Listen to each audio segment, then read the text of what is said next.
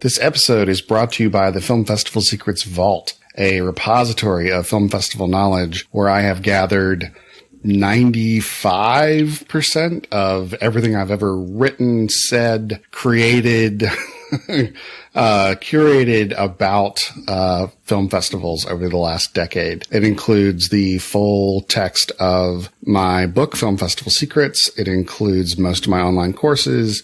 It includes audio. It includes video. It also includes access to a private community of your peers, your fellow filmmakers, other subscribers, festival mentors, and me, all people who can answer your festival questions and are there to talk about everything that's in the vault. It's a subscription service, so as long as you're a subscriber, you'll have access to all the stuff. Even if you subscribe just for a month, you can download all the ebooks and that's all yours to keep. But if you stay subscribed, you get all the new stuff, all the updates. It's a pretty darn good deal. Starts at $15 a month. If you prepay for a year, you can get that down to $6 a month. I designed it to be pretty much the best money you could ever spend on, upping your festival game. So check that out. It's at filmfestivalsecrets.com/vault. Or if you're on the Film Festival Secrets website, you just click join at the top right-hand corner.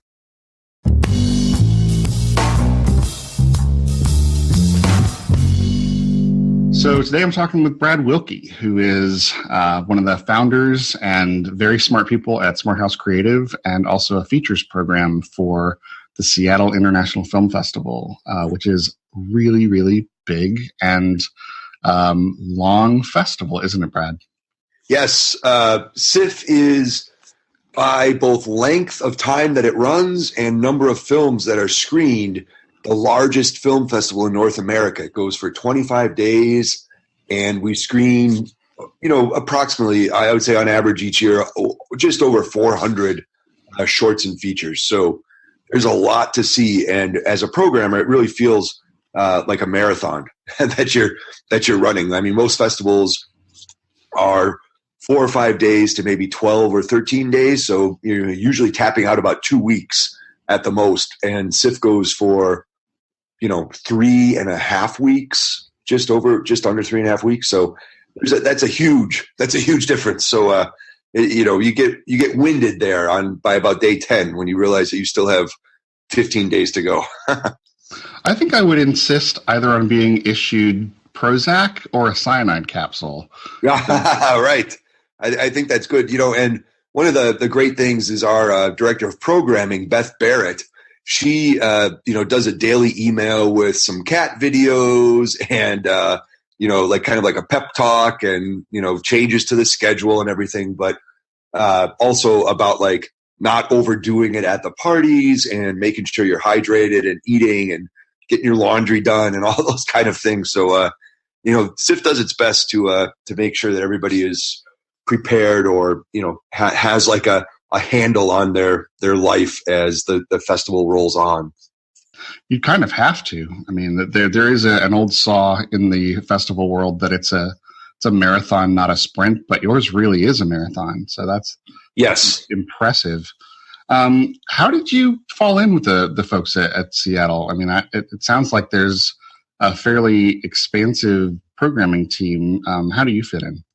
So our programming team, I'd say there's at least 12 seasonal programmers, and then Beth and Carl Spence, our artistic director, and Megan Leonard, who's our programming coordinator. Those are full-time year-round positions. So I fell into it. I didn't know it was a job really that somebody could have. So I'd been, making films and, short films and, playing and, going to festivals and, in part of my mind, I thought that was, just something that people did for fun. I didn't, it dawned on me all of a sudden when I was asked to make a short called a fly film for SIFF, which is kind of like a 48-hour film challenge, but they pick 3 or 4 local Seattle directors and then give them the resources and sort of the in-kind things that they'll need to make a film.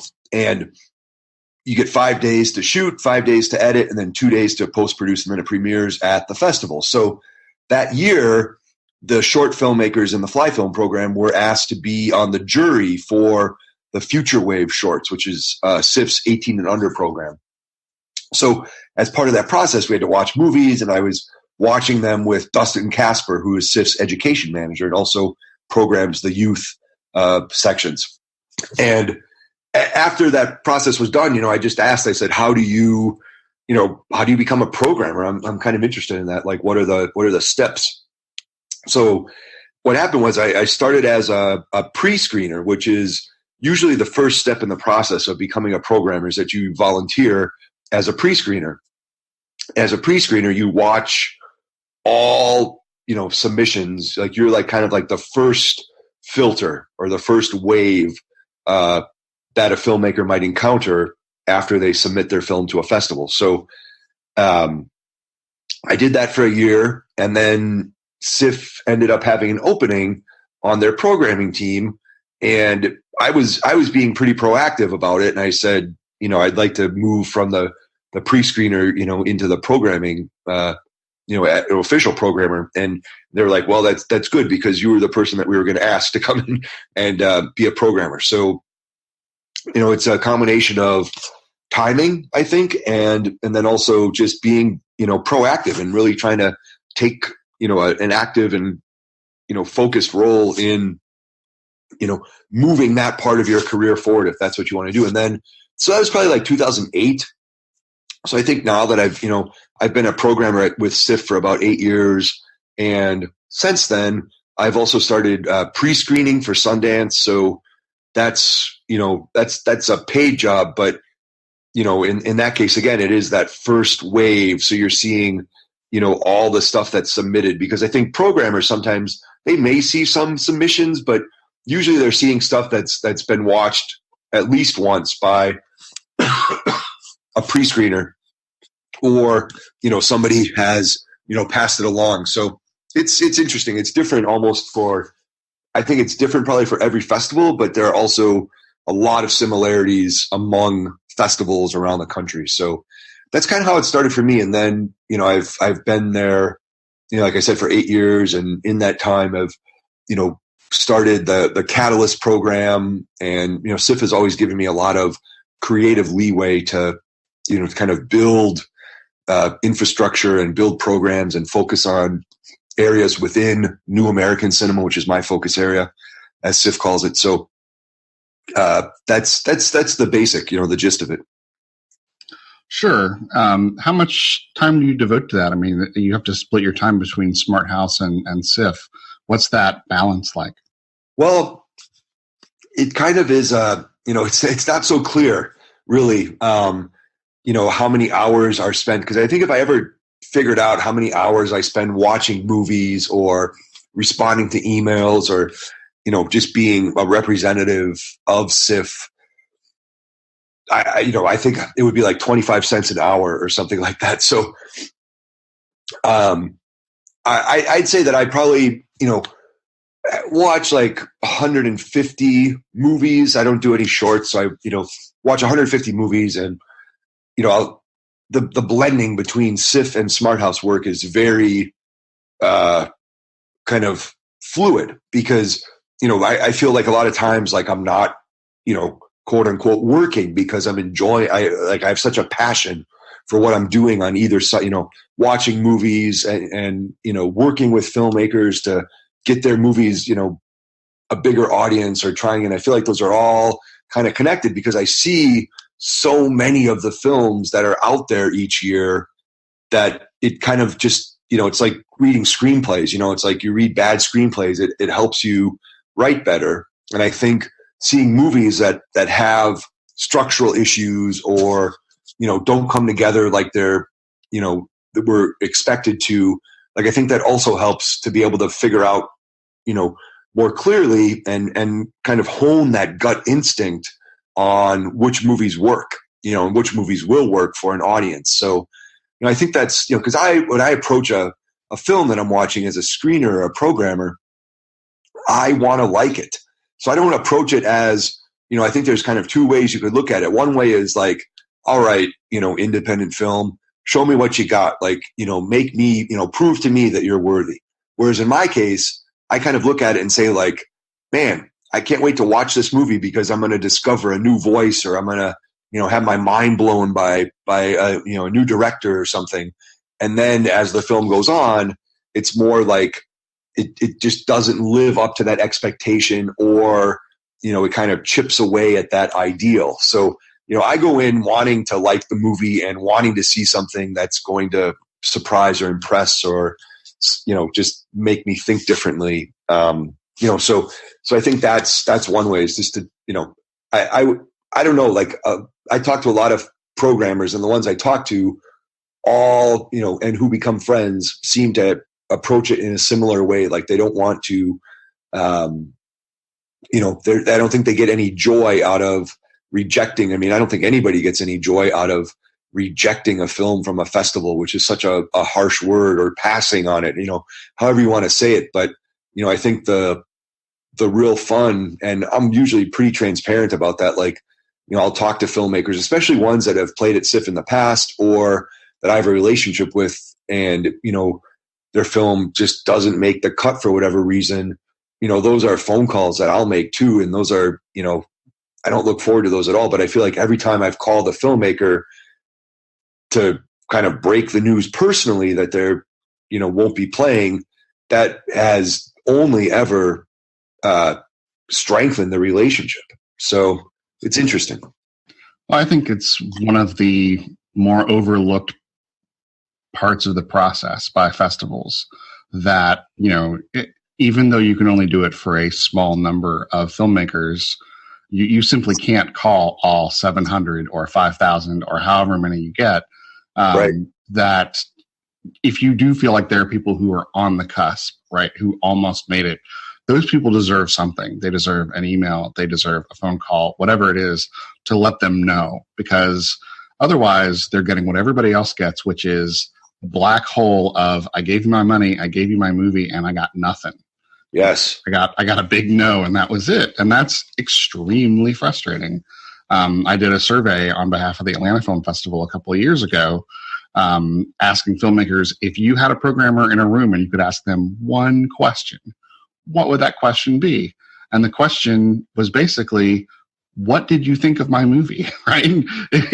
Or why don't you tell me what you think of my movie? So, filmmakers crave that feedback. And unfortunately, logistically, it's not possible to give it to everyone, but it's really encouraging to hear that you do make some of those phone calls. And obviously it's not malicious on the part of every festival, but I think more people overlook it than probably realize. Yeah, I think you're right. It's not logistically possible to do that for everyone. And I think oftentimes what festivals perceive to be, like a nice rejection letter, is taken so personally by filmmakers, especially if they have made a good or a pretty good film and it was on the cusp, it was on the fence.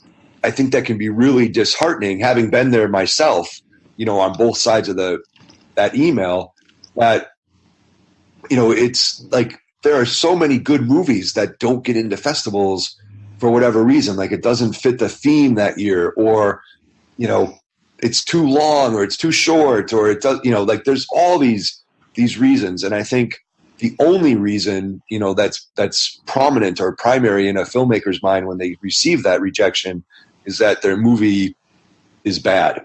And, that's something I can say that is like truly, like, I think applies to almost every single festival, is that, yes, there are bad movies like that you could say, like, quantifiably, like, this is a bad movie, and, for all these different reasons that are rejected and that don't play. But there are also, good movies, and, there's probably even some great movies that slip through the cracks, unfortunately. And that's, it's a human process. And I think that's like a big difference, when we hear so much about algorithms and tech and, kind of how Netflix picks stuff that they would recommend for you, or Amazon, like all these different places, like, even something like the, college football BCS computer rankings, like, it takes a lot of the human element out of it, but I feel like festivals are one of the last bastions of, true curation. And, so it's other humans, it's other filmmakers, it's other, movie lovers who are making these decisions. It's not so cut and dried, and it's not so clear. A lot of it is a gut instinct, and, it's also a resource constraint thing. Like there might not, something came in at the very end of the submission process, and there just wasn't, somebody watched it, but, there wasn't enough time maybe to go through a whole process of, kicking it to this programmer and then back to this programmer, and, trying to find somebody, because usually how a film will get in, if it's not, a clear favorite, like everybody loves it and there's no doubt about it, or, it's played at other festivals and it's going to screen as, like a festival favorite style film, like those are pretty clear. But, a lot of the films that are those bubble films usually require a champion on the programming team to kind of fight for it and, argue the film's merits at the programming meeting. So, if there's not enough time to be able to do that, or to be able to build that coalition, sometimes those good movies just have to be like, well, all right, I won't fight for that one, but I'll fight for the, so it is like, it's a really, there's negotiations that go on. It's, I feel like that's the kind of thing, if filmmakers, if there's a way to bleep out the titles of the films just to protect the filmmakers, I think doing like a live stream from inside, the programming room at a festival would be, one of the most insightful things. And also like one of the ways to like alleviate a lot of, concerns that filmmakers might have about how that process works. Because like we, discussed earlier, maybe on an email about, it is sort of this black box kind of like, something goes in, you don't know what happens. And then, you get your little slip of paper at the end that says yes or no. And that can be really difficult to sort of process as an artist, I think, not knowing, why something didn't make it. Because, once a film's out, it can get reviewed, and then, it's kind of fair game. People can, talk about this and talk about that. But, no programmer would denigrate a film that didn't get in, online or, on Twitter or something like that. That I haven't seen anybody do that. But, I think most programmers would respond to a legitimate request from a filmmaker for more information or to discuss, why it didn't get in. But usually what happens is that when those emails go out, the only response that comes back, and not from everyone, of course, but, from a handful, are really kind of like vitriolic, you guys don't know it, it becomes like a really negative, discussion or conversation. And that's difficult. And I know, because those emails go out, the majority of them go out under Beth's name. And so she has to deal with, filmmakers, getting angry at her about that stuff. And, she doesn't take it personally, of course, but it's still like, it wears on you psychologically. So I feel like that's one of the real negative parts of, kind of programming, is that you can't win. If you program something that's challenging, the audience might think, we don't like, the audience that, speaks with their, their pocketbooks or their wallets. And, if you decide to pass on something because it might not be a good fit for that particular audience that your festival is serving, then the filmmaker, could get angry. And, so it's like, I feel like a lot of times programmers, for as much fun as it can be sometimes, it's also kind of this, position that's kind of fraught with a lot of, potential like interpersonal dangers. Yeah, it's tough to have 8,000 people hate you all at once. Yeah, right. Exactly. Well, in the spirit of sort of pulling back the curtain on that programming process, some of the questions that came in early via email expressed a lot of curiosity in the nuts and bolts of the screening process. Can you maybe talk a little bit? I don't want to get too far down in the weeds, but can you talk a little bit about the circumstances under which you watch movies and what your personal sort of process is when you first sit down to watch something you've never seen before? Yeah, that's a great question. So most of the time, so for instance, like sometimes we'll see something up on the big screen because we'll be at another festival.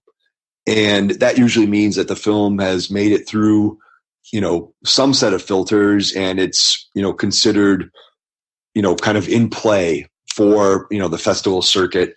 And so for instance, like just coming back from Sundance, like when I'm watching stuff, like I'll see it with an audience on a big screen with good sound and everything. And that's great. That's really good, especially for the filmmaker, because that's how they, most likely intended it to be seen. But, the majority of the time, kind of the reality, most of the time, I think across the board, is that programmers are at best watching it on a television screen of varying size, or most likely watching it on a laptop.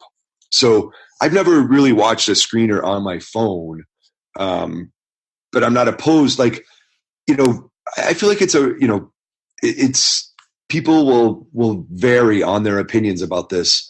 And I think when there were a lot more DVD submissions, I had a lot more opportunity to watch it on a television screen. So mine's like a 32-inch screen. It's not huge. But, I watch a DVD or a Blu-ray, like a physical media submission on that screen and have a little space between, like it's a little bit different. But most of the time now, these are screener links via Vimeo. So often what I'll do is I will start playing it on my laptop and then use Google's Chromecast to put it up on my television. So, and then you deal with, the streaming capabilities of the internet connection and the processing power of the computer, all these different things. And, usually they look fine. Like the screeners look fine on, like they'll play in 720 p HD, so they look good. They look good enough. And from my perspective, I'm not so concerned. Like I will watch, especially from like an alum of SIF, and if it's close to the deadline, I'll watch a picture lock cut. Like I feel pretty confident, without like sounding, like I'm bragging or something, but I feel pretty confident in my like ability at this point, my instinct or my intuition to see something at the picture lock level where it's not going to change the story at all, and know like how this could play to an audience, or, is it, quote unquote worthy, or is it ready for a festival like SIF or, anywhere, right? Like SIF is just bigger, so it has more options, more films to choose from. But, I see almost every screener that comes through says that it's temp sound, not color corrected, missing visual effects, some of those things like that. But, I think like a programmer like myself, for instance, who's like more focused on the story and the uniqueness of the voice, and, sort of like, is this like a new perspective that we're looking at, or that we're being treated to? I think all of those every time will trump, whether or not like your color grading looks good at this point, or, your score's not perfect, but it's close. The only thing I think where that could be a drawback is if you made, like a science fiction or a horror film or something that relied on visual effects and they weren't there yet. That could potentially take somebody out of the viewing experience if, like an actor is responding to a threat, or, something that's supposed to be on screen and there's nothing on screen. That could potentially be a distracting factor. And I would say if you have a film like that, then I would definitely, wait until like, the basics of the effects are in there and ready to be viewed. But, the films definitely don't have to be perfect. And I would feel like I'm a big believer in the perfect being the enemy. And most people say the good, but I've upgraded it to like the pretty good or very good. The good enough. So, yeah, right. Like you don't want to send in something that's just like, well, it's, it did my best and, it could be better, but I'm not going to work anymore on it. But more like, this is very close to what I'm, will show, in an exhibition format but, I want to get this deadline because I don't want to wait a whole other year. And I think if you're on that sort of cusp or, like right on that line, then I think it's great to send in something that, that is more of a, work in progress to an extent, but, is like 90% there. So I would definitely like not send in a rough cut because, when you see a rough cut that may change, like the picture may change, everything about it might be different. So, or a lot of things about it might be different. So I would say like hold off on a rough cut, but once you're picture locked and you're progressing through like the more formal stages of post-production, I think that, is really like a time when, it's ready to be seen by people, especially people that have played at a festival already or have a relationship with. So. Yeah, I think the fatal mistake that gets made is progressing to that post-production stage before you're really confident about your picture lock. Like I see a lot of filmmakers they know there's something wrong with their film. They know the story is not perfect and it's sort of scratching away at the back of their brain, but they don't know how to see how to fix it right away. So they keep going. And then after they've done all the expensive stuff, they realize, I should have put this scene at the beginning. And then it's too late. They've already submitted to festivals. And yeah, exactly. So, and that's, I think like the main part of the question is like how I watch the films, which kind of led to, sort of like what's being watched and kind of like at what stage it's being watched. But, so like just to like formally answer the question, like most of the time it's on my laptop. A lot of the time it's on my television, but, it's never on my phone. And sometimes, if it's, a good situation, it's a film that's already on the circuit, it's on a big screen, but, we really don't have the chance or the opportunity to watch, like, people don't submit things in 35 millimeter anymore to be screened, by a projector, by a projectionist in a theater. So, it's pretty much like how we consume most of our content, on laptops and smaller screens than what are typical in a movie theater. Right. You've already said that most of the stuff that you see for Seattle is pre-screened for you. So you're seeing what has already been sort of approved by that first line and passed up to you. Can you describe the trust that you have in those pre-screeners? Because I feel like filmmakers don't have that same kind of trust. And it would be nice to hear your perspective on that. Yeah, so that's another good question because I actually have my own team of handpicked pre-screeners that watch the U.S. indie films. So I have a high level of trust in those pre-screeners, but I also will often pull stuff off of the submission pile that may or may not have been pre-screened, because I want to, it's not that I don't trust the pre-screeners, but I also want to, have the opportunity to discover something. So, I'll take the pre-screeners' recommendations and I'll look at their feedback and their sort of, notes about the film. But, when it comes down to it, I like to have like a really kind of strong hand in the programming process, especially for the Catalyst program and the larger New American Cinema section. So like I will, do whatever I can to see a movie first and, form my own opinion about it.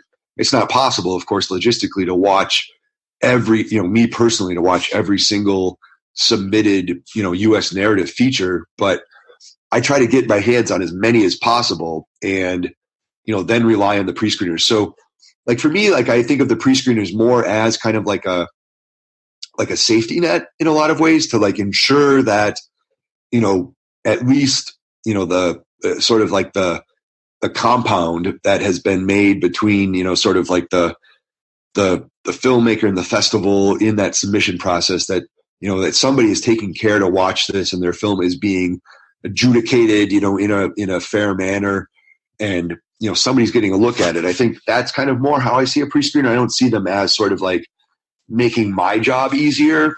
It's more that, they're doing due diligence so that a film doesn't get lost in the shuffle. But, so I'll be pretty, like I get I have pre-screeners, email me when they see something that they recommend, so that I can get an early look at it. So it doesn't just sit there on the shelf, or, in the queue for a while, and then, time passes. And a lot of times, people will have, really strong reactions early in the process. Like you'll see something, in the beginning of the process. So I'm just starting my screening process right now, right after Sundance is usually when I start, digging into the SIFT submissions. And, so oftentimes like there is this sort of, I don't know exactly what to call it. But like a halo effect or something from like the early submissions that you're like, oh, this is really good. And then by the time you are 2 months in, you kind of like restack and think like, well, this is, maybe that one wasn't as good as I thought. Like, maybe it wasn't a 4.5, maybe it was a 4 instead of, so I think that kind of is, excuse me, I'm getting a little congested there. So I think you have to constantly be sort of like adjusting your scale that you're judging the films on, because as you get more and more data points, so to speak, you see that like, okay, so here's like the average, or here's sort of like the bar that I'm setting. So like for SIF, we do like a 0 to 5 scale for each film. So usually a 3 means that the film is okay, it's like fine, but usually a 3 doesn't get into the festival. And oftentimes, like I'll give a film a 3.5 to keep it, in the mix, but it's still like on the low end. And, I think, in the whole time that I've been programming, I think only a handful of 3.5s have ever like made it through to the festival. But it all depends on, how good the crop of films is that year, because, SIF doesn't program stuff that's not, something that's like 2 years old or something like that. So you also are kind of restricted by like what's available out there, like on the festival market. And, another thing that I would say is that like when I go to Sundance, I don't necessarily go to find like, well, yes, like in our larger New American Cinema program, there will be films that played at Sundance and South by Southwest. But, in the Catalyst program, which is, looking for the newest and the most innovative and sort of the perspectives and the most unique kind of films that often, have like potentially some commercial limitations. Not always, but, it's like, taking more of like a curatorial risk because these movies haven't been vetted. Like last year in the Catalyst program, we had 6 world premieres and, 6 out of 6 world premieres. And I also don't like, try to get world premieres, because the way I kind of think of it is like, there's a lot of movies out there that could be world premieres. It's because they haven't been accepted at any festivals.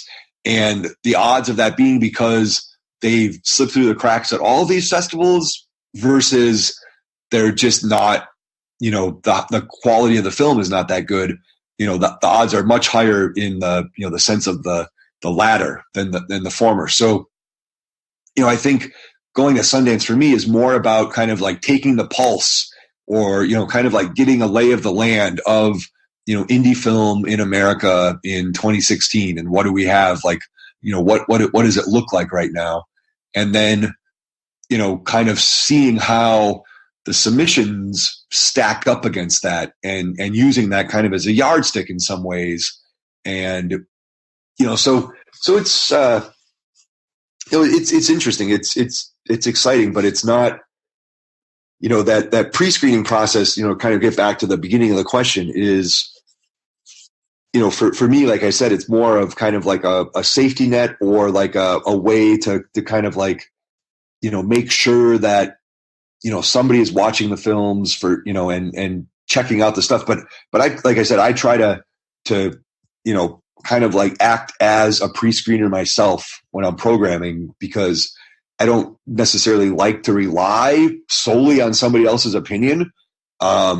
Because even though I trust these pre-screeners and I pick them, myself, and I, know what they like and I know what they don't like, and I kind of can gauge that, I also feel like, at the end of the process, when the film program is available and people are watching it, it's my responsibility to have picked, 6 great Catalyst films and, 15 more excellent New American Cinema films. And, it's not like I can say like, well, the pre-screener liked it or, the pre-screener didn't like it. Like I like to take responsibility, for the program. So I think there's also a certain joy in discovery, which you sort of referenced earlier. You like to discover films. What's that feeling like? Well, it's great. It's like, it's like that sense of, like that moment of discovery is kind of like, like trying a new food for the first time, and not really knowing anything about it. Maybe you're on traveling somewhere and it just all of a sudden you're like, wow, this is amazing. This is so good. You have to try this. And that's like, sort of like, to use that kind of, description there for film programming, that's that kind of thing. It's like finding this movie and this, this voice, and it's distinctive and it's interesting and maybe it's hilarious or maybe it's really dark. And then saying like, wow, I found this movie out of this, needle in a haystack situation, and you have to see this. And that's sort of, I think, what a programmer, kind of does, excuse me, which is a lot different, I think, than a critic, because like oftentimes a critic, like they may highly recommend something or give something a good review. And that is the, kind of like equal to saying that you have to see this. But, more often than not, a critic is saying, don't see this. This is not a good film. This is not a worthy film. Don't see this. Whereas I think a programmer, like every film that you program, you want to share with an audience. Like, I mean, there were like all 6 of the Catalyst films last year.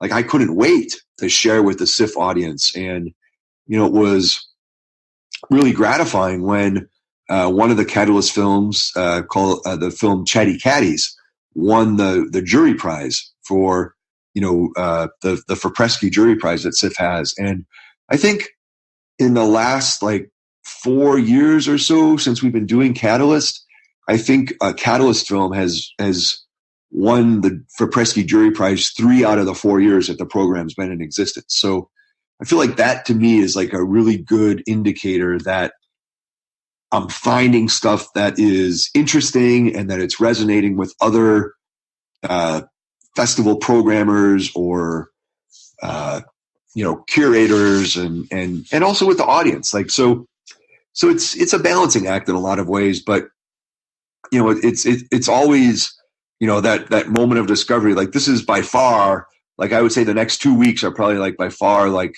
the most exciting of the programming process, because it's like all these like fresh video links, and I get recommendations from Catalyst program alumni all the time. So like I've got like a growing list. Like at this point, it's probably like has to be like probably at least like 60 or 70, filmmakers, producers, directors, couple actors who have come to SIF with a Catalyst film, and now recommend like, I saw this movie in a rough cut and I think you should take a look at it or get it on your radar, or and then I also use Twitter as a tool to source new films, because, people are always talking about like, hey, we just finished this movie and, we're ready to start submitting to festivals, and, maybe they don't think of SIF because it's so big, or they, so oftentimes like I will just, tweet, say like, hey, if it's ready to be submitted, we would love to take a look at it.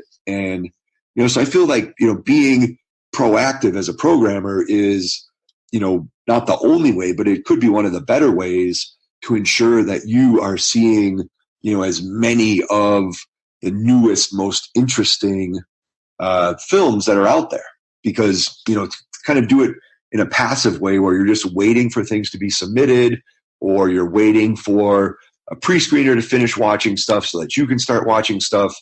I don't want to say it's lazy programming, but it's definitely more of a passive process. And I feel, the good programmers and the good film festivals are actively programmed. I think there's a tension between filmmakers and programmers and audiences around the idea of premieres. Certainly, when you have a world premiere to offer, that's something you can offer to a festival that is, that's valued. Like there's a certain prestige to having a certain number of world premieres. But then for programmers, I think it's less about prestige and more about the discovery aspect, right? But then yes. I think there is also some pressure from audiences and maybe from other people on the festival staff and marketing or whatever to have those premieres, or maybe to not have so many premieres if what they're looking for is audience favorites. Do you feel that tension in the work that you do?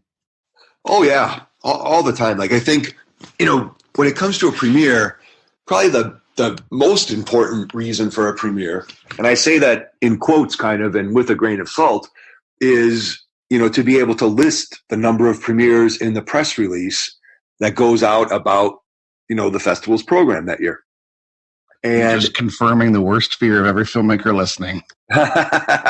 Well, right. And that's, here's the good part of that, though, is that is solely driven by, what would be the festival marketing or publicity team. Because when we meet in our programming meetings and, like I just had this discussion with Beth, either on the way to Sundance or while we were at Sundance, but about how, just kind of thinking about like, what's the point of world premiering a so-so film when you could offer, like a really great festival platform to an amazing film that had already screened at maybe one or two other festivals. So, from my perspective, it's really about the movie and the story and the film and the filmmaker. And as any Catalyst filmmaker will be able to tell you, I would believe, is that I've had a number of conversations where, they were like, well, in fact, I mean, here's a good example. There was a filmmaker that had a film, and they had an offer to, to screen at a festival that happened like a month before SIFF. And that would have been, that was the world premiere of the film. And, they were like, do you guys have a requirement for premieres or and SIFF has no requirement for premieres. I can say that, just straight up. And what I said to the filmmaker, this was the first year of the Catalyst program, I think, that, you got a bird in the hand kind of situation. It's like, you've got an offer. It's a legitimate regional festival. Like your producers, they like, if you're going to screen there, that's good. And if you make that decision, I want you to be able to make that decision without any pressure from, me, especially, and SIFF, to be included in that decision. Like, decide like where you want to, and if you want to have an early start on the festival, like whatever that looks like. And the film did end up world premiering at this earlier festival, and that did not affect my decision. Like, I still screened it in the Catalyst program. So like, if I like a movie, I don't care if it's a world premiere or not. And I feel like that is a huge issue, in my opinion, on, the festival circuit. And I feel like there are often sort of, kind of like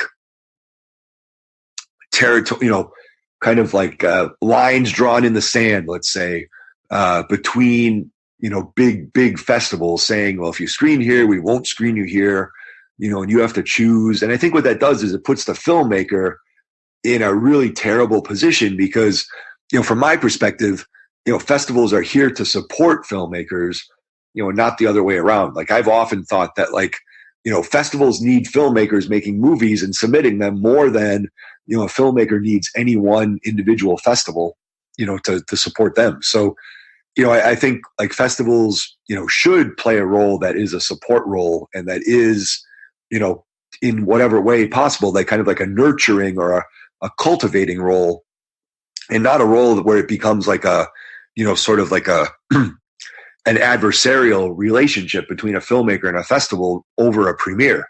That's pretty ridiculous. So, like I said earlier, like, yeah, some film festivals like to say like we've got X number of premieres and that, but all that, like I said, there's a lot of world premieres out there just waiting to be, plucked, but oftentimes they've been passed over for good reason. And, so just to say something's a world premiere, I don't think carries as much weight with me, as saying this is a really good movie that I believe in, and that's why we want to show it to you. And it's screened at a couple other festivals, but who cares? That's a good response. And I think every programmer you could talk to would give a slightly different answer to that question based on, where their festival lies in the calendar year. I mean, SIF is in the summer, which is sort of outside the usual spring and fall seasons for festivals. Yeah. So I imagine you guys have less competition, at least around that time frame for premieres. Is that correct? Yeah, but we also, I feel like when SIF happens, so it's like the middle of May to the middle of June approximately, and by that time, Sundance has had their pick, Slam Dance has had their pick, South by Southwest has had their pick, Tribeca has had their pick, and now LA Film Festival just changed their dates. They moved them up earlier, so they'll have had their pick. And like often what we would kind of run into is like a filmmaker being caught between, the opportunity to premiere at SIF or at LA. And, it's just, so I don't think like SIF is in like a very enviable position, like when it comes to like the festival calendar, because so much stuff happens before that, if we wanted to try to like focus on premieres, it would kind of be a moot point because the good films wouldn't be available. But that said, there are so many films that slip through the cracks all the time that turn out to be, jury prize winning features and audience favorites and best of SIF selections. And, so I think, the calendar is kind of more of like an arbitrary, kind of like framework that's kind of laid over the festival process. And, I don't think it really matters. And SIF, for even being, 43 years old and a huge festival, I think in the festival industry or the filmmaking industry, it's still seen as a regional festival because there's no market associated with it. Like people aren't buying films out of SIF, although I can tell you that there's been a number of Catalyst films that have been screened by their eventual buyers at SIF and went on then to, acquire the film because of that SIF screening. But, it's not like there's ever like midnight bidding wars going on for any film at SIF. So it's not seen as like a marketplace or a, sort of like the way, Toronto or Cannes or Sundance or, even South by Southwest, all those are seen by. So I think all those factors kind of play into it. It's kind of like a really a mix of all these different factors that, all bear, or weigh on kind of which films end up where. So. Well, let's talk about those midnight bidding wars, because you've been pretty outspoken on other shows about the Black Swan effect, which we can talk about a little bit. But this year, Sundance saw the biggest acquisition of a film at any festival when Birth of a Nation sold to Fox Searchlight for $17.5 million. Yeah. Then there were reports of Amazon and Netflix throwing around a lot of money at films for films at the festival. How do tentpole acquisitions like that affect filmmakers' perception of festivals and of the industry at large? Yeah. So, I think that's a great question. And it's one that, I'm thinking about, daily. And I feel like that's sort of, I think, yeah, like this is one of those things where it's kind of like happening now in the moment. So I think a lot of like what might be said or ideas, like we don't have all the information that we might need to like really form a thoughtful kind of like opinion about it. But I can say like my gut reaction, right? So like, you read about the $17.5 million acquisition for Birth of a Nation, or the $10 million acquisition for Manchester by the Sea, which is Kenneth Lonergan's new film. And that went to Amazon. And I read last night, I mean, this is how new this is, but like I saw this article last night in the New York Times saying that, Netflix and Amazon are, have purchased the most, like total number of films. Like I think Amazon had done 4 and Netflix had done 3.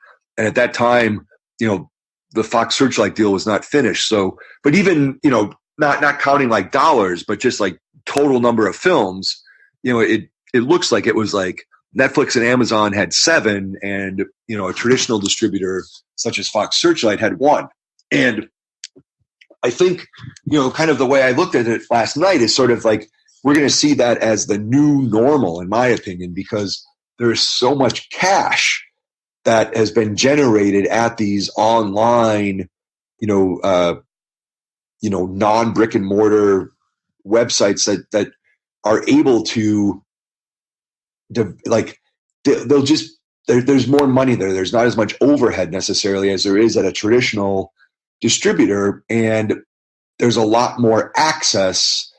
I think Beast of No Nation is a good example that you could still do, theatrical screenings, but, the most of the focus is on, generating new subscriptions for Netflix and, the reach that Netflix has in that specific case. So I think, this is one of those sea change moments that we're witnessing here, where you've got online distributors that have huge platforms, that have huge reach and a lot of money to throw around, buying films. Like I think $17.5 million from Fox Searchlight.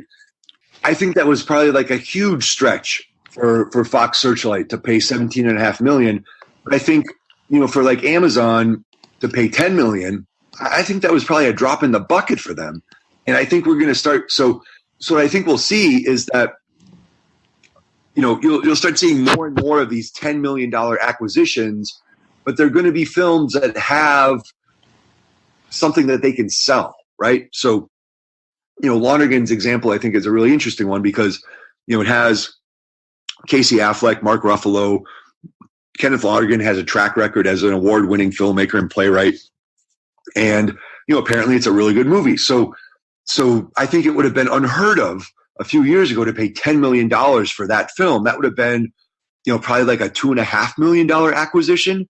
But I feel like the risks for online platforms are much different and much lower than the risks for a traditional distributor like Fox Searchlight. So, I hope Searchlight's, bid pays off, and that's a big, it sounds like a great movie. I didn't get a chance to see it at Sundance, but, I think like those, so like what we'll see is like, we'll see, kind of the bidding wars of old transferred. So like the numbers will go a little bit higher. And I think there'll be more of those, like the pyramid kind of at the bottom there. Like the pyramid might get bigger with the $17.5 million bids, at least for a little bit. And I think it'll get wider at the bottom with the $10 million bids. But I also think that those bids will still be made on what would be considered safe bets for, based on, indie film track record and comparables kind of. So, it'll still have to have the stars. It'll still have to have, something that they feel they can sell. Whereas I feel like, when you talk about black swans, like I think, Birth of a Nation is certainly a black swan. And I wouldn't necessarily consider Lonergan's to be, because I feel like that is like a movie that you would expect at a film festival and expect, to sell and have like a market at the art house. But, for me, at least, it seemed like Birth of a Nation was more of, something that came out of, people knew about it, but it was still like a big surprise when it kind of landed in the way that it did. And, but I think when it relates to, the truly independent filmmaker, I think it's, that's such a fluid definition. And I think, a lot of the films, like almost all of the films at Sundance that I was, did any sort of like cursory research on, like you could trace them to an executive producer that, had some sort of clout, or, like there was always like an origin story. It's like, I'm sure there's one out there, and maybe somebody, will do this research and find it, but, like the truly independent film that came from, an unknown filmmaker in Nebraska, was that film at Sundance? I don't know. If there was, there might have been one of them, and it was probably a short. But, so I think when it comes to sort of like the Black Swan theory, I don't think that is still going to affect, like, I think most independent, almost all independent filmmakers should look at themselves as the average case, like I've said, and sort of as the white swans. Like we're all, that average scenario, and how can we improve our chances at success without the hopes of, a $17.5 million acquisition at Sundance, because I still feel like that is not the norm.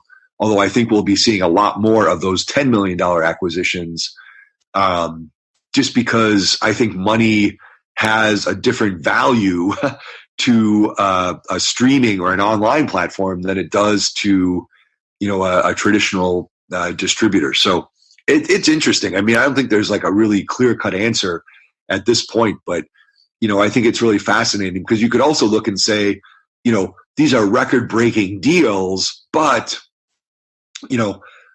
what is sort of like, what's the average price paid for, the average film when you take out those outliers? So, somebody could say like, there were, 80 films that were bought at last year's Sundance, but they were probably all, acquired for like no minimum guarantee. And, many of those filmmakers probably never saw a dime. Whereas this year, maybe there were only 7 or 8 films, but, on average they sold for $8 million. So that would give, if somebody were looking at that data saying like the average film at Sundance, in 2016 sold for $8 million, if you didn't know anything else, as an independent producer, you'd say like, well, we obviously have to find a way to get a film at Sundance, because on average, those films are selling for $8 million. But if you look deeper and said, well, how many films actually sold at Sundance? And you say there's only 8 films that sold. And if the average is $8 million, that means that there are, however many other films that were in the festival that didn't sell. So, I feel like it's all about like kind of like looking at the whole picture for the data to be able to determine, what the trend is, or, how that impacts you as a low budget filmmaker, especially. Like I wouldn't expect a low budget film to be selling for $17 million unless it is like, the most amazing movie ever made. Yeah, as we talk about this, I sort of imagine this scenario where there's a guy who's 5.5 feet tall and wants to be 6 feet tall. And he hears that, 10% of the people who get hit by lightning gain 5 inches in height. And so, he's going to go out and figure out how to get hit by lightning, except he lives in the desert. It's like, it's such a crazy set of circumstances. But, you already know that guy in Nebraska. You've met that guy in Nebraska a bunch of times at the festival. I know a guy who's in LA now, but he's from Oklahoma, and he's been plugging away. He's made, I want to say 5 or 6 low-budget features. I'm sure the latest of which, has been submitted to Seattle. If you want that guy from Oklahoma, I got him for you. But, the truth is, you see 10, 20 of them a day probably. Yeah, but I still want that, I still want to know more about that, because I'll send you his name and his film a little later. Yeah, no, that's great. And I feel like this is an example of what I was talking about before is, I think a lot of times people will be like, yeah, you're right. There is that guy. And, and then just continue on with the conversation. And, but I feel like to be like, like an engaged programmer, it's sort of my responsibility if I'm going to be, programming for SIF and representing myself as, a film lover and a programmer, then, it's sort of my responsibility to say, well, that's a great story. And I'd also like to know more. And I would like to see that film. So I also have the voice of Emily Best in the back of my head, who is now my personal voice of feminism, who's saying, what about the girl from Oklahoma? Yeah. Of course.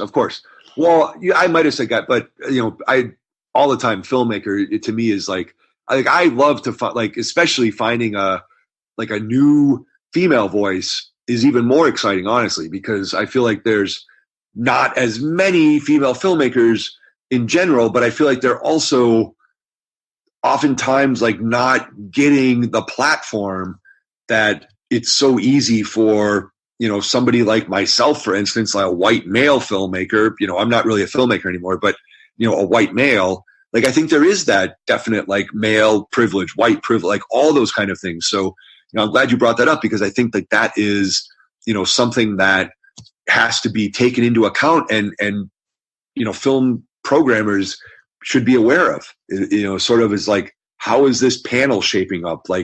Do I have, enough diverse voices on here that are talking about things from different perspectives than the majority perspective? So yeah, I think that's absolutely something that should always be top of mind. Yeah, it's a big discussion in the industry press right now around Sundance and the Oscars and all that. Yeah, I would love to talk for another hour with you about that, but we've got some questions from listeners. Great. That I'd love to get to. And a couple of people sent this one in, so I want to get to it first. And that's around cover letters, whether you actually see them, in what context you see them, and whether they should even bother to write them. Yeah, that's a great question. And that's one I've heard myself from filmmakers. And I don't know why, there must have been some article that was written or, I don't know what about, the importance of including a cover letter. But, honestly, I don't see any utility in a cover letter when it comes to a film, because you could write the best cover letter and, it could be the most generous and, just what a great person this, filmmaker is that sent in this film. But it's only ever comes down to how good the movie is. And, a cover letter is not going to do anything, in my opinion, to alter the content of the film, make it seem and if it does, I feel like that's for the, it's for the worst in a way, because, then an outside factor is sort of influencing, the reading of the film itself. So, I would say, for a filmmaker, my advice would be to focus your energy on, researching the film festivals that you think would be a good fit for your film, instead of spending any time to write, a creative cover letter or a personalized cover letter. And if you have a relationship with, a programmer or, somebody at a film festival, then I feel all you would need to do is just check in with an email and, to the way of, I'm trying to think of the way that this might look, but, just saying hey, just, checking in, hope everything's going well. I just want to let you know that I submitted my new film title, to your festival this year. And, I hope you get a chance to give it a watch, give it a look. All best, Brad. That's all it would require if you wanted to go that far, But I think a cover letter, the odds of it being seen by the specific programmer that's watching the film, I think it would have to, you'd have to address it specifically to that person. And then the programming coordinator would have to be able to, open the package and send it, to the, it goes in the mailbox for that programmer at the festival headquarters. And then, the programmer's watching a lot of stuff online, and they might come in, 3 weeks after you sent the, this cover letter. So, and the same, I know it's easy to send, add a cover letter, feature in Without a Box or Film Freeway. But again, that's one of those things, even when they are attached to the submission, in that, digital package,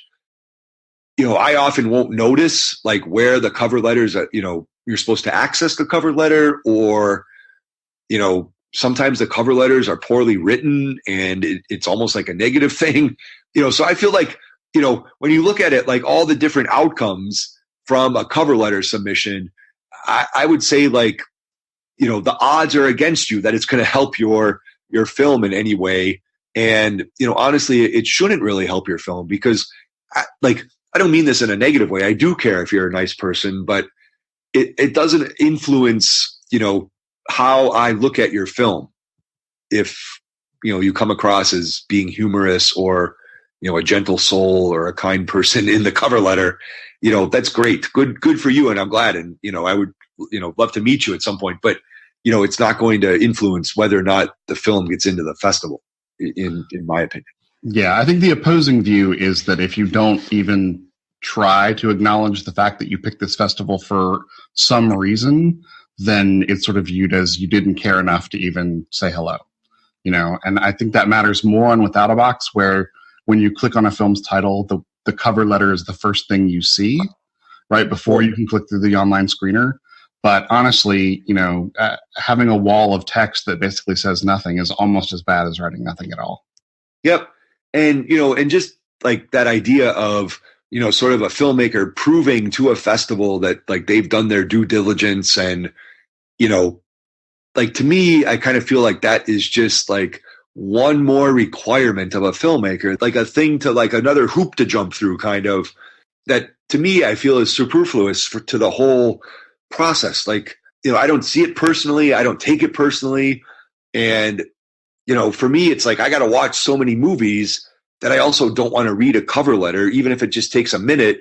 Like, you add all those minutes up, it's just like an extra, it's one of those things. It's like, industry kind of wise, like it's definitely not an industry standard, and I wouldn't even call it, I'm sure it's not a best practice, and that's, just my experience of it. But I do feel that like sometimes things get added, like we're going to add this requirement, and then everybody thinks it's a thing that you have to do because Without a Box put in an option for a cover letter, which, I feel like it's not a job interview. It's like, it really only is about the film.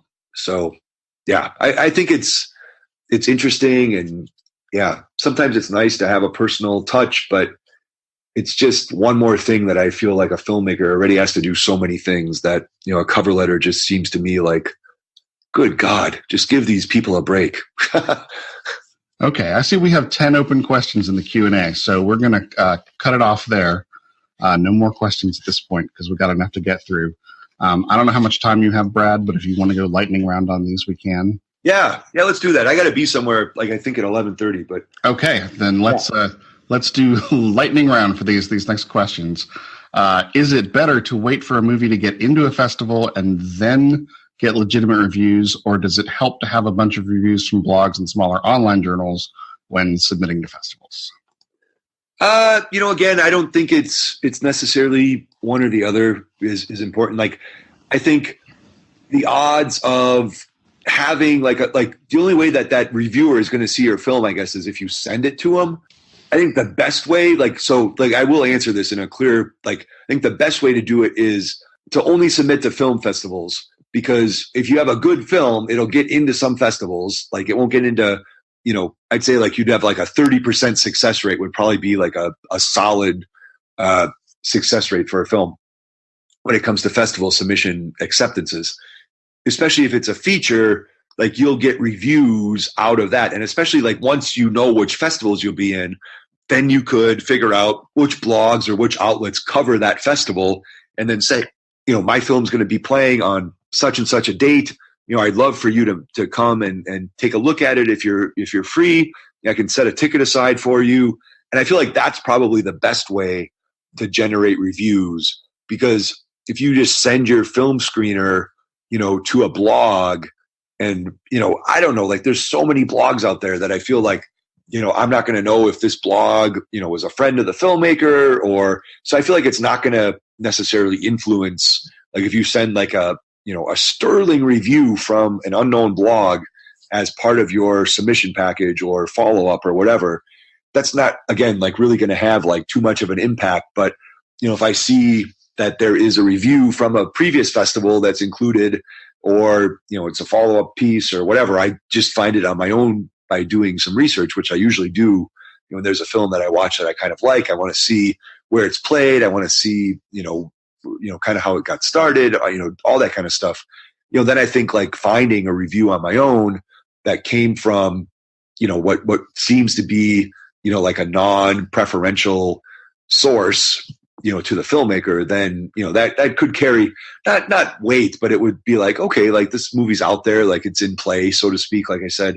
So I would say do it that way. Like wait until you're in a film festival and then, do the research and find a blog or an outlet that could cover it or review it and give them a ticket to the film. And, if they can't make it, then send them a screener. Yeah, I think that would be my way to approach it. And then, if you don't get into any film festivals for some reason, then, I would say like, you got to do whatever you got to do to like find an audience for your film, because you just don't want it like to put all that time and effort and possibly money into it and then just have it just never be seen by anyone. So, I would say take the festival route first and then take the blog and film site route, after, if they have to be separate. But, you should be able to do festival first and then get reviews as a result of that.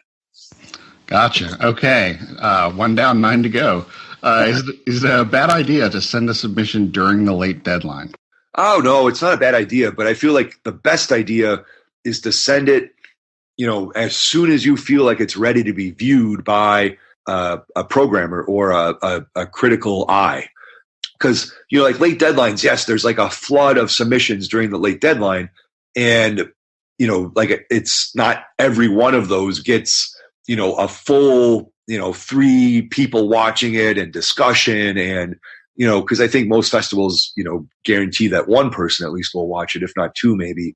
So you'll always get the eyes on it that you're paying for the submission fee, but you'll have less time for like that kind of discussion. So I would say like, if you're just like waiting to, again, like do that color grading or do that, get that temp score just right or the score or whatever, I would say, send that earlier version earlier in the submission cycle, then wait until you've got your, color corrected and all this other stuff.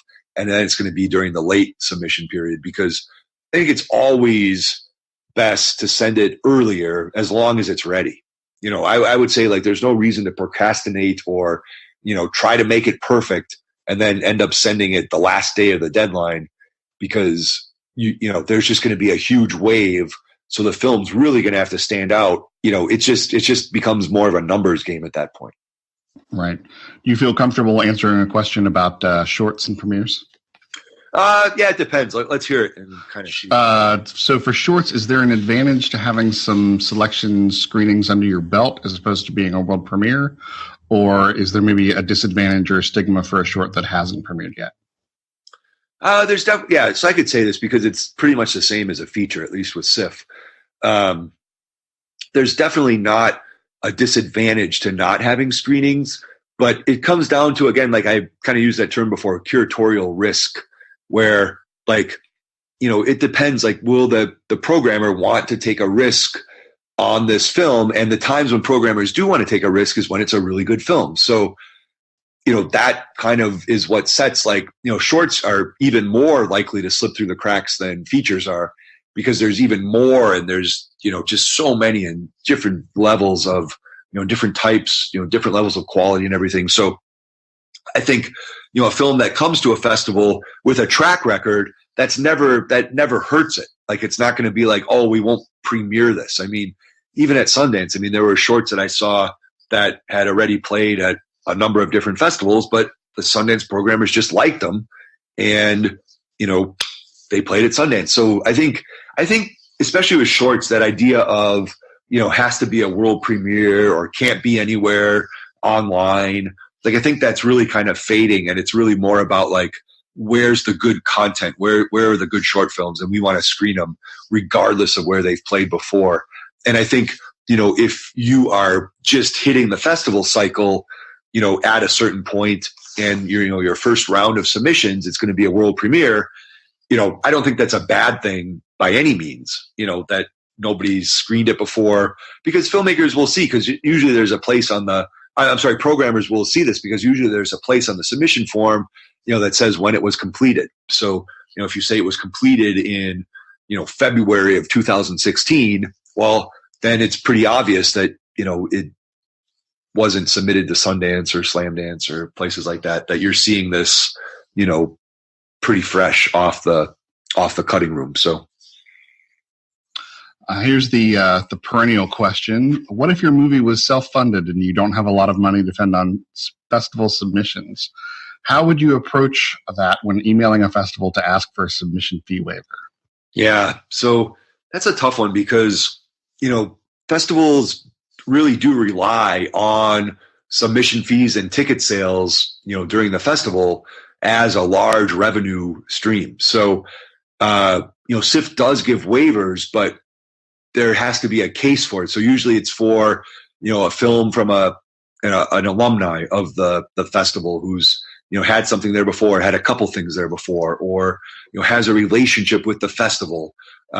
Any Washington State films, I believe, don't even have to pay a submission fee. So I think that, and I feel like that's the same at like Austin Film Festival. And there's like a bunch of festivals like that will take local filmmaking efforts with no submission fee. So that's one way to kind of get around that, is to hit up as many festivals in your state that will take films that were made in the state for free with no submission fee. But when it comes to just cold calling or cold emailing to ask for a submission fee waiver, I would say that those requests almost always are denied because there's just no good reason to do it. Like, everybody has kind of a story about why they need it, and everybody has it. It's like there's no way to differentiate between, this story or that story, and it's all pretty much the same. We just don't have the money. Can we get a submission fee waiver? And it's just not possible to do that in all those cases. So, not that many waivers are given anyway, and they're usually given to, people that have had a track record with the festival. Like you kind of take like a calculated risk to say, yeah, well, this person's, had a film here before. We've liked it. We like, her filmmaking style, and, that we're going to, take a risk and say, yeah, we'll waive the fee because we want to see your movie because it might be something that is really going to resonate with our audiences and with our programming team. Whereas if you're a completely unknown quantity, it's going to be, it's a lot harder to make that call and say, yeah, because that somehow then sets you apart from, it's just not fair is what it comes down to. And the festival can't afford it, to be giving out those fee waivers because, they need the money. Even a festival that's as big as SIF, and has a larger budget, all of that is there's a lot of things that go into running a film festival. You have to rent venues. You have to, it's crazy. So it's not it's, I don't even want to tell you, that's one of the few things I won't say is how much I get paid to be a programmer, because like I said, if I ever figured out how many, what the hourly rate is, it would probably be 23 cents an hour. So, those submission fees are essential to the operations of a film festival. So I would say don't even send the email, because it's just, I would say it's a foregone conclusion almost that the answer is going to be no. Yeah. Okay. How about supplementing that income by offering feedback on films for an additional fee? It seems that there are festivals like Cleveland and DC Shorts that are doing something similar to that. Is that something Seattle's ever considered? I don't think it's something that they've considered on the film side, but I started, as part of the Catalyst program, we started doing a monthly live reading of local screenplays, and then after a couple of years, that developed into the SIF Catalyst screenwriting competition, which is in its first year right now. So I've got a team of readers that are sifting through all the submissions, and I believe that the way we had it set up, it was a $50 submission fee, and that includes at least one page of feedback for the writers. So, I think it's like, I personally, like as a screenwriter, like I would consider myself more of a screenwriter than a filmmaker. And I think that, that kind of, kind of extra value for the money that you're paying is always a good thing.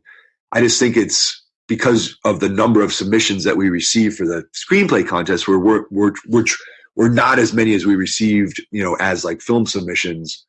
I think it's easier to do it when you have fewer submissions. And then it's also like the expectations of the filmmaker, like, what are they expecting? And, then how do you compensate the pre-screeners and the screeners and the programmers for doing that? Like, is it, how does that all shake out? So I think it's more of a logistical issue. But like I said, with the screenplay competition, it was the first year. So it was something that was really easy to say, this is how we're going to do it. And then we do it. Whereas I think it's a lot harder when you haven't done it that way in a long, forever, and then to start it. So I think it's something that I think it's great when it's possible. And I think it's a real benefit for the filmmakers, and it actually does give them some insight into that black box portion of the process. But I just, I can't speak, because that's a decision that Beth or Carl would have to make, but I wouldn't see that happening at SIFF anytime soon. Gotcha. So I got a filmmaker who has a political documentary that has recently, the film itself has not come into the news, but a related matter has come into the news with a celebrity of some kind. What's the best way to kind of draw attention to that and maybe tell a festival that, the film might have more cultural and political relevance than it did at the beginning of the submissions process? Yeah, so I think that's a really good question. I feel like that's where you might want to use a follow-up email to, a particular or a specific programmer if you know them, or, the person that might be listed as the contact for, the submissions application. So this would be a great way, because I feel like, instead of, putting in some like what will most likely be outdated information into a cover letter, that I think, sometime during the submission process, especially if something changes that's relevant in a really big way like that, I feel like that would be a perfect example when you might want to send, like a 4-sentence follow-up email just saying, hey, my film is about this particular thing, and, here's a link to this. This is becoming a big issue, and, I don't know if anybody's watched the film yet, but it's just something to keep in mind, if possible. So, thanks for taking the time to watch my movie. So I think like that kind of just like, you don't want to send like a 2-paragraph treatise on like, the cultural significance of your film in light of, current events. But, I think like a little follow-up email is a great way to kind of get that on the film festival's radar. Is it worth trying to build some sort of, popular, consent where maybe if you've got a relevant clip in your film, you release that clip on YouTube and try and build some, some viral following? Do you think that influences festivals at all? So to answer the last question, I don't think it influences festivals.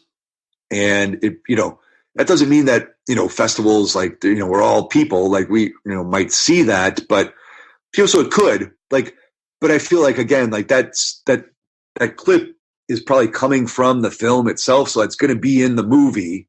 And so I think if it becomes like, a lot of likes or popular or viral, like, I don't think like that sort of thing is going to influence the festival programmer. But I think if it, ends up like that particular clip having that sort of impact, I'm saying, but, if like this thing keeps popping up in the news, I think that it's highly likely that, the festival could say, well, look, this is a really interesting and topical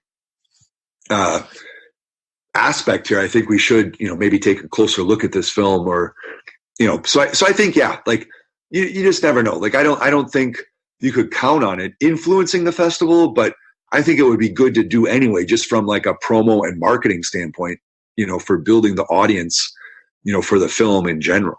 So, with my Smart House hat on, I would say, yes, by all means do that. But as a programmer, I'd say, it may or may not have an impact, and most likely wouldn't, but you never know. Okay, last two. The first is vaguely worded, but pretty clear, I think. Do you have any thoughts on Without a Box versus Film Freeway? Yeah. So I feel like Without a Box has really stepped up its game because of Film Freeway, and I've used both, and I felt I honestly I would say probably maybe a little bit. Film Freeway is a little bit easier, but not that much. I think Without a Box is really, I think the competition, in that little market segment has really been positive for the community of filmmakers, because I think what Film Freeway did was kind of give a wake up call to Without a Box that, they have to improve their platform and they have to evolve and innovate. And I think they've done that to some degree. And, so then I think it just comes down to a personal preference. So I feel like there's a lot of kind of grassroots support for Film Freeway because they were, sort of the underdog there. But I also feel like there might be more festivals that are on Without a Box. So, there's trade-offs there, but I feel like, I don't think there's anything, positive really that comes out of picking one or the other. I think, using both of them, cause we've done, festival strategy and submissions for clients in the past. So I've been on Without a Box and Film Freeway. And like I said, Film Freeway might have a slightly better user interface, but I think Without a Box has more film festivals on it. So, it's a trade-off. So you kind of have to, I would say, use both of them. I don't think you have to pick one or the other. And finally, from Lewis, does the festival the size of SIF care if the filmmaker is local or nearby? Is their promise to attend have any influence over whether the film gets in or not? Not for a film festival like SIF, because SIF has a specific program called Northwest Connections that is set aside for local and Washington State filmmakers. So, and around the general Northwest, but it's usually, Washington State. And, so it's just kind of assumed that those filmmakers will come. But then, when it comes to programming feature films, SIF does provide airfare and accommodations for the director of all the feature films. So it's not in SIF's case, which is very specific, the filmmaker, that's if it's from out of town, the filmmaker will come on SIF's dime, and in town, the filmmaker will come because their film's screening so close. So I don't think it would have it's not really sort of a way to make your film seem more attractive to the festival because you'll be in attendance, because SIF really does everything it can to make sure that every selected film, the filmmaker is able to attend. So it's sort of I think with SIF, it's sort of moot. Well, Brad, I want to thank you for being so generous with your time today. This has been amazing. I know I got a lot out of it. Oh, cool. This is fun. I like talking about this stuff and, being critical about the process. And, because I feel like that's the only way that you can learn and improve is by taking those close looks and answering questions and, trying to see, does that change your mind about something, or, does it give you a different perspective that you hadn't considered before? So where can people find you online if they've got follow-up questions, maybe on Twitter? Yeah, I think follow-up questions, and I welcome them. Please do follow up. And the easiest way to do that is probably through Twitter. So you can, find it. It's just at JB Wilke, Wilke is my Twitter handle. And I'll put that in the show notes as well, along with links to Smart House Creative and the SIF website. And pictures of Brad's kid. No, kidding. Thanks again, Brad. This has been a lot of fun. All right. Thanks for having me, Chris. I really enjoyed it. Thanks for everyone who participated and sent in questions. That does it for another episode of the Film Festival Secret podcast. I'm Chris Holland, your host, and you can find the show notes and subscribe links for the show at filmfestivalsecrets.com/podcast. Thanks for listening.